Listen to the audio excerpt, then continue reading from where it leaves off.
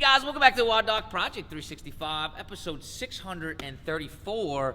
We have our last open workout recovery video coming at you tonight. This is how how I would like you to help your body recover from 16.5. Now, of course, we've been kind of bashing the heck out of our posterior chain. This happens at every CrossFit Open because there's a bunch of squatting, there's a bunch of pressing. So the whole posterior chain tends to get lit up. So you're going to see a bunch of these activities over and over again. The first one being rolling. We're going to make sure we roll the posterior chain, but then we're going to pay attention to two places up top. We're going to make sure that we get our pec region and also make sure that we get the tricep region. I don't think that people give enough attention to that, and that is something that gets beat up so much with the thrusters, throwing ourselves down on the ground, going as fast as we can under duress and fatigue. So here's how it goes. First thing we're going to do is we're going to get down onto the floor, and we get right over here. This is presents keep on coming today. Got ourselves a nice birthday hat today. Thank you very much. I appreciate that. My man Rakan over there. So anyway, back to what we were doing. We get ourselves onto the foam roller. Any traditional foam roller will work, okay? We're going to take our bottom leg, we're going to cross it over. That's going to allow us to collect slack in this posterior hip complex here, okay? And then all we're going to do is push the knee down if we're trying to get a little bit more lateral. We're going to go ahead and pull the knee up if we're trying to get a little bit more towards the midline of our body, okay? But we're going to take care of this. What we're really doing is searching for hot spots. We're trying to find a hot spot. When we do that, we turn a 10 into 5. What I mean by that is we find that hot spot, we call it a 10 out of 10, and we roll back and forth, side to side, until that 10 becomes a 5, or that hot spot decreases in half. From there, we're just going to scooch down and get our lower loins or our lumbar region. We're going to do the same exact technique. So we're going to spend some time rolling up and down, scanning, finding a hot spot. If we do, we spend some time right over top of that, going just back and forth on the hot spot, turning that 10 into a 5. So we take care of the posterior chain from the bottom of the hip all the way up to the mid-lower back region here. We put this sucker away, and now we're going to take care of the pecs here, okay?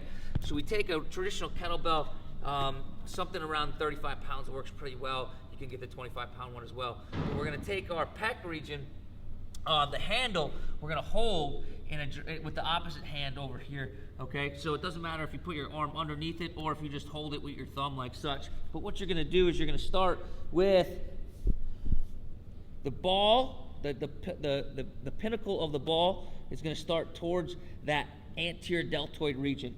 So we go ahead, we come here, and we're just going to drag the tissue across. That's going to gather all that slack.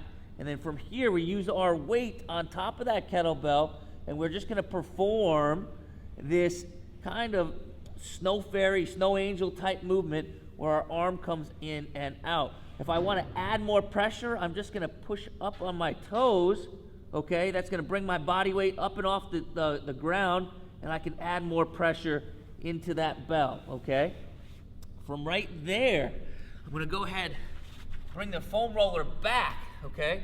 I'm going to get myself onto my side like I'm watching TV, okay? If I was just kind of hanging out here like such, put that roller underneath there. I drop my hand on top of it, palm up, okay? And I'm just going to get in here and get a nice tricep into the bottom or the top end. Hot dang it, not everything works on my birthday, and the camera was one of those things we had to just splice that here. So I'm going to start back up from the triceps because that got a little messed up. So guys, what we're going to do here is just pretend that we're in that laying down couch position, okay? We take our foam roller, we're going to put our tricep on it, starting with the palm up, okay? And then what we could do here is we can use our body to kind of put our weight in there. We're going to be able to get from the bottom end of the tricep to the distal end all the way up into that insertion where the lat comes up in that posterior cuff region back here. We're going to spend some time turning our palm down and then turning our palm up, okay? Again, using that same technique of if we find a hot spot here, we're just going to do some small concentrated rolls back and forth. We turn that 10 or that hot spot into a 5, basically meaning, again, one more time, we just find that intense area, we keep on rolling past it until it turns into that half of that intensity. So we go ahead and take care of that posterior chain from below the hip to above the mid back there, right? And then we go ahead and we take care of the pecs, we take care of the triceps, and get yourself a recovery flush run in. That means conversational pace at a nice jog, whatever that might be, 10 to 15 minutes. Guys, this is how we recover 16.5. I hope that you guys had a great open. Congratulations for all those that you competed, and we'll see you again next year. Guys, until tomorrow, we are optimizing function to optimize performance.